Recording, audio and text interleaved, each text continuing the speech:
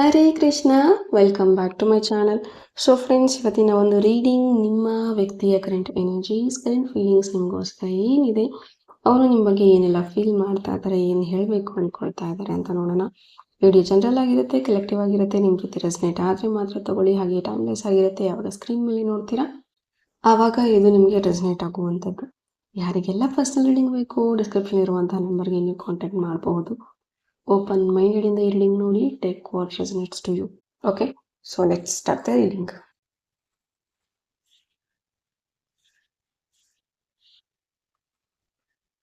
So ಈ ಒಂದು ಫ್ಲೇಮ್ನ ನೋಡ್ತಾ ನಿಮ್ಮ ವ್ಯಕ್ತಿಯ ಹೆಸರನ್ನ 3 ಬಾರಿ ತಗೊಳ್ಳಿ, ಸೊ ದಟ್ ನೀವು ಅವರ ಎನರ್ಜೀಸ್ಗೆ ಕನೆಕ್ಟ್ ಆಗ್ತೀರಾ. ವಿ ಲೆಟರ್ ಪ್ರೆಸೆನ್ಸ್ ಇದ್ದೀರಾ, ಟಿ ಲೆಟರ್ ಪ್ರೆಸೆನ್ಸ್ ಇದ್ದೀರಾ, ವೈ ಲೆಟರ್ ಪ್ರೆಸೆನ್ಸ್ ಇದ್ದೀರಾ, ಕೆ ಲೆಟರ್ ಪ್ರೆಸೆನ್ಸ್ ಇದ್ದೀರಾ. ಈ ಪರ್ಸನ್ ಥಿಂಕ್ ಮಾಡ್ತಾ ಇರುವಂಥದ್ದು, ನಾನು ಎಲ್ಲ ಕಳ್ಕೊಂಡಿದ್ದೀನಿ and it's time to rebuild everything. Okay, ಇವರದೇ ಆದಂತಹ ಮಿಸ್ಟೇಕ್ಸ್ಗಳಿಂದ, ಇವರದೇ ಆದಂತಹ ಕೆಲವೊಂದಷ್ಟು ರಾಂಗ್ ಡಿಸಿಷನ್ಸ್ ಇಂದ ಇವರ ಲೈಫಲ್ಲಿ ಎಲ್ಲವನ್ನೂ ಕಳ್ಕೊಂಡಿದ್ದಾರೆ ಅಂತ ಹೇಳ್ಬೋದು. ಮೈಟ್ ಬಿ ಇವರು ಕೆರಿಯರಲ್ಲಿ ಲಾಸ್ ಆಗಿದ್ದಾರೆ, ರಿಲೇಶನ್ಶಿಪ್ಪಿಂದ ದೂರ ಉಳ್ಕೊಂಡಿದ್ದಾರೆ, ಫ್ಯಾಮಿಲಿ ಇಂದನೂ ಕೂಡ ದೂರ ಉಳಿದಿದ್ದಾರೆ. ಆ್ಯಂಡ್ ಇವರಿಗೆ ಸರಿಯಾದಂತಹ ಒಂದು ಎಮೋಷ್ನಲ್ ಅವೈಲಬಿಲಿಟಿ ಅಥವಾ ಸರಿಯಾಗಿರುವಂತಹ ಒಂದು ಪ್ಯಾಂಪರ್ ಅಥವಾ ಸರಿಯಾದಂತಹ ಒಂದು ಸಪೋರ್ಟ್ ಈ ವ್ಯಕ್ತಿಗೆ ಸಿಗ್ತಾ ಇಲ್ಲ. ಕಂಪ್ಲೀಟ್ಲಿ ಬ್ರೋಕ್ ಡೌನ್ ಆಗಿದ್ದಾರೆ, mentally, physically, emotionally. Okay, and sometimes ಈ ವ್ಯಕ್ತಿ ಫೀಲ್ ಮಾಡ್ತಾ ಇರುವಂಥದ್ದು, ನನ್ನ ಕರ್ಮಗಳು, ನನ್ನ ಒಂದು ತಪ್ಪುಗಳು, ನಾನು ಕೊಟ್ಟಿರುವಂತಹ ನೋವುಗಳಿಂದ ಈ ಒಂದು ಪರಿಸ್ಥಿತಿ ನಂದು ಇದೆ ಅಂತ ಇಲ್ಲಿ ಈ ವ್ಯಕ್ತಿ ಗಿಲ್ಟ್ ಫೀಲ್ ಮಾಡ್ತಾ ಇದ್ದಾರೆ ಅಂತ ಹೇಳ್ಬಹುದು. ಆ್ಯಂಡ್ ಈ ವ್ಯಕ್ತಿ ನಿಮ್ಮ ಜೊತೆ ತುಂಬಾನೇ ಒಂದು ಫಿಸಿಕಲ್ ಅಟ್ರಾಕ್ಷನ್ ತುಂಬ ಇತ್ತು ಅಂತ ಹೇಳ್ಬೋದು, ಫಿಸಿಕಲ್ ಇಂಟಿಮೆಸಿ ತುಂಬ ಇತ್ತು ಅಂತ ಹೇಳ್ಬಹುದು. ಇದರಿಂದಾಗಿ ಈ ಒಂದು ರಿಲೇಶನ್ಶಿಪ್ ಇಷ್ಟು ದಿನ ಉಳಿದಿತ್ತು ಅಂತಲೂ ಹೇಳ್ಬಹುದು. ಅಥವಾ ಈ ಒಂದು ವ್ಯಕ್ತಿ ನಿಮಗೆ ತುಂಬಾನೇ ಮೆಂಟಲಿ, ಫಿಸಿಕಲಿ ಟಾರ್ಚರ್ ಮಾಡ್ತಾ ಇದ್ರು ಅಂತ ಹೇಳ್ಬಹುದು, ಅಥವಾ ಫಿಸಿಕಲಿ ಅಬ್ಯೂಸ್ ಕೂಡ ಮಾಡ್ತಾ ಇದ್ರು ಅಂತ ಹೇಳ್ಬಹುದು. ಮೈಟ್ ಬಿ ನೀವು ಯಾವುದೇ ವಿಚಾರಕ್ಕೆ ನೋ ಅಂದರೂ ಕೂಡ ಅವರು ಫೋರ್ಸ್ಫುಲಿ ಅದನ್ನು ಪಡ್ಕೊಳ್ತಾ ಇದ್ರು. ನಿಮ್ಮಿಂದ ದುಡ್ಡಾಗಲಿ, ನಿಮ್ಮ ಎನರ್ಜಿ ಆಗಲಿ, ನಿಮ್ಮ ಟೈಮ್ ಆಗಲಿ, ಅಥವಾ ಅವರ ಒಂದು ಫಿಸಿಕಲ್ ನೀಡ್ಸ್ನ ಫುಲ್ಫಿಲ್ ಮಾಡ್ಕೊಳ್ಳೋದಕ್ಕೂ ಕೂಡ ಅವರು ನಿಮ್ಮ ಎಮೋಷನ್ಸ್ ಜೊತೆ ಆಟ ಆಡ್ತಾ ಇದ್ರು ಅಂತ ಹೇಳ್ಬಹುದು. ಆ್ಯಂಡ್ ಒಂದು ರೀತಿನಲ್ಲಿ ಹೇಳಬೇಕಾದ್ರೆ ಕಂಪ್ಲೀಟ್ ಆಗಿ ಇವರು ನಿಮ್ಮ ಜೊತೆಗೆ 100% ರೆಸ್ಪಾನ್ಸಿಬಿಲಿಟೀಸ್ನ, ನಿಮ್ಮ ರೆಸ್ಪಾನ್ಸಿಬಿಲಿಟೀಸ್ನ ಇವ್ರು ತಗೊಂಡಿಲ್ಲ. ಬರೀ ಅವರ ಒಂದು ವಿಶ್ ಫುಲ್ಫಿಲ್ಮೆಂಟಿಗೆ ಅಥವಾ ಅವರ ಒಂದು ನೀಡ್ಸ್ನ ಫುಲ್ಫಿಲ್ಮೆಂಟಿಗೆ, ಅದು ಎಮೋಷ್ನಲಿ ಆಗಿರಬಹುದು, ಫಿಸಿಕಲಿ ಆಗಿರಬಹುದು, ಅಥವಾ ಫಿನಾನ್ಷಿಯಲಿ ಆಗಿರಬಹುದು, ಅಥವಾ ಒಂದು ಲೋನ್ಲಿನೆಸ್ ಕಾಡಬಾರ್ದು ಅನ್ನೋ ಕಾರಣಕ್ಕಾಗಿರಬಹುದು, ಒಂದು ಬ್ಯಾಕಪ್ ಥರ ನಿಮ್ಮನ್ನ ಇಟ್ಕೊಂಡಿದ್ರು ಅಂತ ಹೇಳಬಹುದು, ಅಥವಾ ನಿಮ್ಮನ್ನ ಒಂದು ಆಪ್ಷನ್ ಥರ ಟ್ರೀಟ್ ಮಾಡ್ತಾ ಇದ್ರು ಅಂತ ಹೇಳಬಹುದು. ಆ್ಯಂಡ್ ನಿಮಗೆ ಈ ರಿಲೇಶನ್ಶಿಪ್ ಬಗ್ಗೆ ಕ್ಲಾರಿಟಿನೇ ಇರಲಿಲ್ಲ, ಯಾವಾಗ ಈ ವ್ಯಕ್ತಿ ಬಿಟ್ಟು ಹೋಗ್ತಾರೋ ಅನ್ನೋ ಭಯದಲ್ಲೇ ನೀವಿದ್ರಿ. ಆ್ಯಂಡ್ ಇವ್ರನ್ನ ಕಳ್ಕೋಬಾರ್ದು ಅನ್ನೋ ಕಾರಣಕ್ಕೆ ನೀವು ಏನೇನೆಲ್ಲ ಕೊಟ್ರಿ ಎಲ್ಲವನ್ನೂ ಕೊಟ್ಟಿದ್ದೀರಾ ಈ ವ್ಯಕ್ತಿಗೆ. ಆ್ಯಂಡ್ ನೀವು ಅಲ್ಲದೆ ಇರೋದನ್ನು ಕೂಡ ನೀವು ಆಗಿ ಉಳ್ಕೊಂಡಿದ್ದೀರಾ. ಆ್ಯಂಡ್ ನಿಮ್ಮ ಮನಸ್ಸಿನ ವಿರುದ್ಧವಾಗಿ, ನಿಮ್ಮ ಸೆಲ್ಫ್ ರೆಸ್ಪೆಕ್ಟ್ನ ವಿರುದ್ಧವಾಗಿ, ಅಥವಾ ನೀವು ಬೇರೆದವರ ಕಡೆ ಸಾಲ ಮಾಡಿ ಈ ವ್ಯಕ್ತಿಗೆ ದುಡ್ಡನ್ನು ಕೊಟ್ಟಿರುವಂಥದ್ದು, ಇವರು ಒಳ್ಳೆಯದಾಗಲಿ, ಇವರು ಬೆಳೀಲಿ, ಇವ್ರು ಚೆನ್ನಾಗಿರಲಿ ಅನ್ನೋ ಕಾರಣಕ್ಕೆ ಇವರನ್ನು ಬೆಳೆಸ್ತಾ ನೀವು ತುಂಬ ಕಂಪ್ಲೀಟ್ ಅಗೇನ್ ನೀವು ಕೂಡ ಬ್ರೋಕ್ ಡೌನ್ ಆಗಿದ್ದೀರಾ. ಬಟ್ ಈ ವ್ಯಕ್ತಿ ನಿಮ್ಮ ಲೈಫಿಂದ ಹೋದ್ಮೇಲೆ ಮೈಟ್ ಬಿ ನಿಮಗೆ ಇಲ್ಲಿ ಕೆಲವ್ರಿಗೆ ತುಂಬ ಬ್ಲೆಸ್ಸಿಂಗ್ಸೇ ಅನ್ಕೋಬಹುದು. ಬಿಕಾಸ್ ಅಷ್ಟು ಮೀನಲ್ಲಿದ್ರು ಈ ಒಂದು ವ್ಯಕ್ತಿ ಅಂತ ಹೇಳ್ಬಹುದು. ತಮ್ಮ ಸೆಲ್ಫಿಶ್ ಗುಣಗಳನ್ನ ಮಾತ್ರ ಇವರು ನೋಡ್ಕೋತಿದ್ರು, ಅಥವಾ ಅವರ ಕೆಲಸಗಳನ್ನ ಮಾತ್ರ ಆದರೆ ಸಾಕು ಅನ್ನೋ ರೀತಿನಲ್ಲಿ ನೋಡ್ಕೋತಿದ್ರು. And once you decided to cut it off and ನೀವು ಕಟ್ ಮಾಡ್ಕೊಂಡಿದ್ದೀರಾ. ಆ್ಯಂಡ್ ಇವರು ನಿಮ್ಮಿಂದ ದೂರ ಆದಮೇಲೆ ಲಾಸ್ ಇವ್ರಿಗೆ ಆಗ್ತಾ ಇದೆ, ನಿಮಗಲ್ಲ.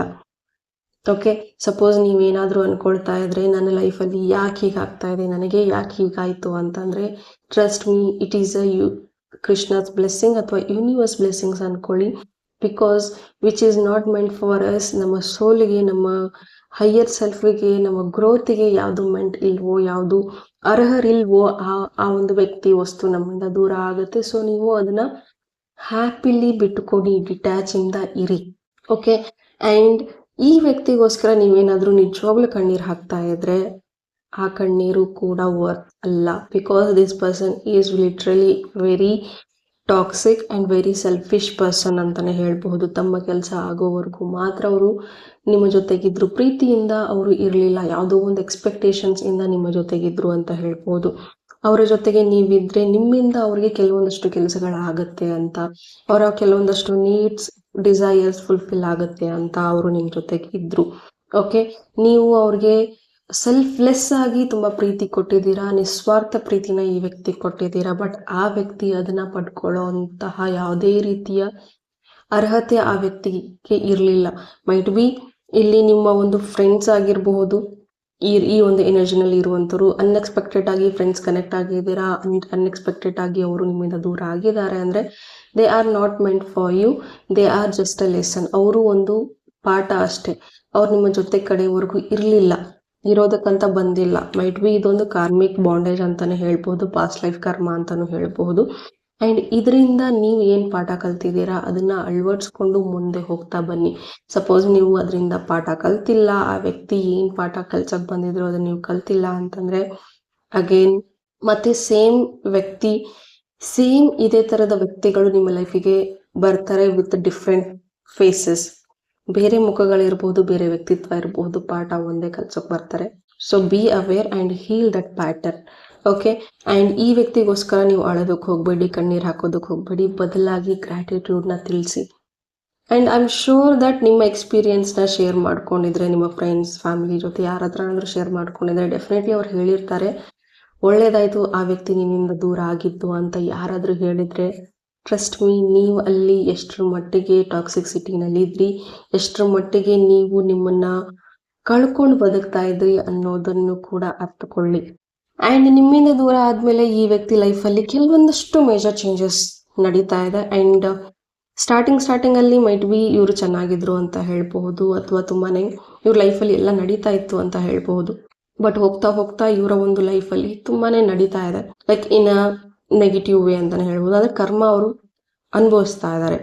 ಮೈಟ್ ಬಿ ನಿಮಗೆ ನೋವು ಕೊಟ್ಟಿರುವಂಥ ಕರ್ಮಗಳು, ಅದು ಅವರ ನೋವುಗಳು, ಅವರ ವಿಚಾರಗಳು, ಡೀಪ್ ಇನ್ಸೈಡ್ ಅವ್ರು ಏನು ಗೋತ್ರು ಆಗ್ತಾ ಇದ್ದಾರೆ ಅದು ನಿಮ್ಗೆ ಕಾಣಿಸ್ತಾ ಇರಬಹುದು. ಬಟ್ ಆ್ಯಕ್ಚುಲಾಗಿ ಅವರ ಒಂದು ಕರ್ಮಗಳನ್ನ ಏನಿದೆ ಅದಕ್ಕೆ ಅವ್ರು ಪೇ ಮಾಡ್ತಾನೆ ಇದ್ದಾರೆ. ಓಕೆ, ಮೈಟ್ ಬಿ ಅವರ ತಾಯಿಗೆ ಹುಷಾರಿಲ್ಲದೆ ಇರುವಂಥದ್ದು ಇರ್ಬೋದು, ಅವರ ಕೆಲಸದಲ್ಲಿ ಪ್ರಾಬ್ಲಮ್ ಆಗ್ತಾ ಇರುವಂಥದ್ದು ಇರ್ಬೋದು, ಅನ್ಎಕ್ಸ್ಪೆಕ್ಟೆಡ್ ಅವಘಡಗಳು ನಡೀತಾ ಇರುವಂಥದ್ದು, ಅಥವಾ ಸಣ್ಣ ಪುಟ್ಟ ಇಂಜುರೀಸ್ ಆಗಿರುವಂಥದ್ದು, ಅಥವಾ ಬಿಸ್ನೆಸ್ ಲಾಸ್ ಆಗಿರುವಂಥದ್ದು, ಜಾಬಲ್ಲಿ ಪರ್ಮನೆಂಟ್ ಇಲ್ಲದೆ ಇರುವಂಥದ್ದು, ಅಥವಾ ಪ್ರಮೋಷನ್ ಸಿಗದೆ ಇರುವಂಥದ್ದು, ಅಥವಾ ಈ ರೀತಿ ಅಥವಾ ಅನಾರೋಗ್ಯದಲ್ಲಿ ಬಳಲ್ತಾ ಇರುವಂಥದ್ದು. ಆ್ಯಂಡ್ ಈ ವ್ಯಕ್ತಿಗೆ ತುಂಬಾನೇ ಆಂಗ್ಸೈಟಿ ಇಶ್ಯೂಸ್ ಆ್ಯಂಡ್ ತುಂಬಾನೇ ನಿದ್ರೆನೇ ಬರ್ತಾ ಇಲ್ಲ, ಆ್ಯಂಡ್ ಸರಿಯಾಗಿ ನಿದ್ದೆ ಮಾಡೋಕೆ ಆಗ್ತಾ ಇಲ್ಲ ಈ ಒಂದು ವ್ಯಕ್ತಿಗೆ. ಸೊ ನಿದ್ರಾಹೀನತೆಯಿಂದ ಈ ಒಂದು ವ್ಯಕ್ತಿ ಸಫರ್ ಮಾಡ್ತಾ ಇದ್ದಾರೆ ಅಂತ ಹೇಳ್ಬಹುದು. ಅದು ನಿಮಗೆ ಕಾಣಿಸ್ತಾ ಇಲ್ಲ. ನಿಮಗೆ ಅನ್ನಿಸ್ತಾ ಇರುವಂಥದ್ದು ನನಗೆ ಮೋಸ ಮಾಡಿ, ನನಗೆ ನೋವು ಕೊಟ್ಟು ಆ ವ್ಯಕ್ತಿ ಅದೇನು ಚೆನ್ನಾಗಿದ್ದಾರೆ ಕೃಷ್ಣ, ಅದೇನು ಚೆನ್ನಾಗಿದ್ದಾರೆ ಯೂನಿವರ್ಸ್ ಅಂತ ನೀವು ಪ್ರಶ್ನೆ ಹಾಕಬಹುದು. ಬಟ್ ಡೀಪ್ ಇನ್ಸೈಡ್ ಇವನ್ ಅವ್ರಿಗೂ ಕೂಡ ಹರ್ಟ್ ಆಗಿದ್ದಾರೆ ಅಂತ ಹೇಳ್ಬೋದು. ಸೊ ಈ ವ್ಯಕ್ತಿ ನಿಮಗೆ ಲಾಯಲ್ ಆಗಿರಲಿಲ್ಲ, ನೀವು ಅವ್ರಿಗೆ ಲಾಯಲ್ ಆಗಿದ್ರಿ. ಸೊ ಲಾಯಲ್ ಆಗಿ ಇಲ್ಲದೆ ಇರೋ ವ್ಯಕ್ತಿ ಬಗ್ಗೆ ಕಣ್ಣೀರು ಹಾಕ್ತಾ ಕೂಡೋದಕ್ಕೆ ಹೋಗಬೇಡಿ. ಆ್ಯಂಡ್ ಈ ವ್ಯಕ್ತಿ ನಿಮ್ಮಿಂದ ಮೂವ್ ಆನ್ ಆಗಿದ್ದಾರೆ ಅಥವಾ ನಿಮ್ಮನ್ನು ಬಿಟ್ಟು ಹೋಗಿದ್ದಾರೆ ಅಂದರೆ it's a blessing to you. Okay, ಇವರೊಬ್ಬರೇ ಇಲ್ಲ ಪ್ರಪಂಚದಲ್ಲಿ.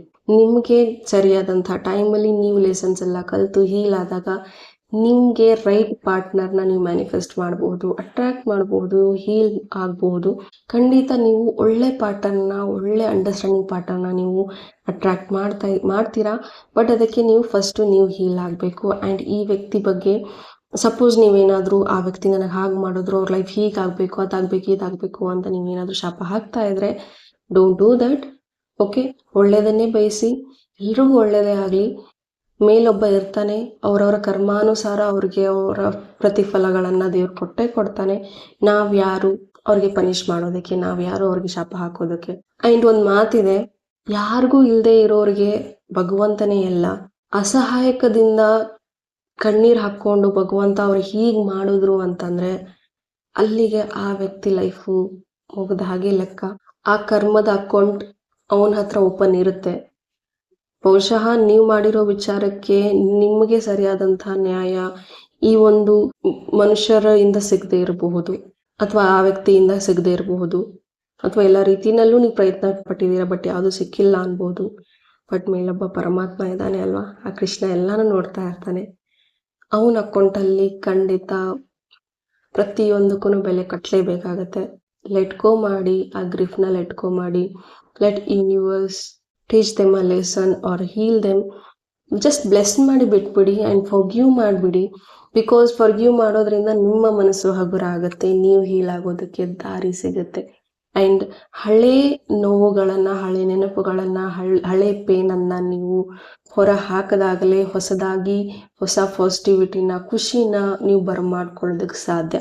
ಮನಸ್ಸಲ್ಲಿರೋ ಎಲ್ಲ ಕೆಟ್ಟ ಆಲೋಚನೆಗಳನ್ನು, ಕೆಟ್ಟ ನೆನಪುಗಳನ್ನು ತೊಳೆದು ಹಾಕಿ ಆ್ಯಂಡ್ ಹೊಸ ಪಾಸಿಟಿವ್ ಇದಕ್ಕೆ, ಹೊಸ ಬದುಕಿಗೆ ವೆಲ್ಕಮ್ ಅಂತ ಹೇಳಿ. ಆ್ಯಂಡ್ ಸೂನ್ ನಾನು ಒಂದು ವರ್ಕ್ಶಾಪ್ನ ಕಂಡಕ್ಟ್ ಮಾಡ್ತೀನಿ related to relationship. Okay, so ಅಲ್ಲಿ ಕಂಪ್ಲೀಟಾಗಿ ನೀವು ಕಲಿತೀರಾ, ಹೀಲ್ ಆಗ್ತೀರಾ. ಆ್ಯಂಡ್ ಡೆಫಿನೆಟ್ಲಿ ಆ ಒಂದು ವರ್ಕ್ಶಾಪ್ ನಿಮಗೆ ಬೇಕು ರಿಲೇಷನ್ಶಿಪ್ ಹೀಲ್ ಆಗೋದಕ್ಕೆ, ನೀವು ಹೀಲ್ ಆಗೋದಕ್ಕೆ ಅಂತಂದರೆ. ಆ್ಯಂಡ್ ಥರ್ಡ್ ಪಾರ್ಟಿ ಸಿಚುವೇಶನ್ಸ್ ಬಗ್ಗೆನೂ ನಾನು ಅಲ್ಲಿ ಹೇಳ್ತೀನಿ. ಸೊ ಅದೆಲ್ಲ ನೀವು ರಿಮೂವ್ ಮಾಡ್ಕೋಬೇಕು ಅಂದರೆ ಆ ಒಂದು ವರ್ಕ್ಶಾಪಲ್ಲಿ ನಾನು ಪ್ರಿಪೇರ್ ಮಾಡ್ತಾ ಇದ್ದೀನಿ. ಅದನ್ನು ತುಂಬ ದಿನಗಳಾದಮೇಲೆ ಆ ಒಂದು ವರ್ಕ್ಶಾಪ್ನ ನಾನು ಕಂಡಕ್ಟ್ ಮಾಡಬೇಕು ಅಂತ ಅಂದ್ಕೊಳ್ತಾ ಇದ್ದೀನಿ. ಆ್ಯಂಡ್ ನಿಮಗೆ ಆ ಒಂದು ವರ್ಕ್ಶಾಪ್ ಬೇಕು ಅಂತಂದರೆ ವರ್ಕ್ಶಾಪ್ ಅಂತ ಕಮೆಂಟ್ ಮಾಡಿ.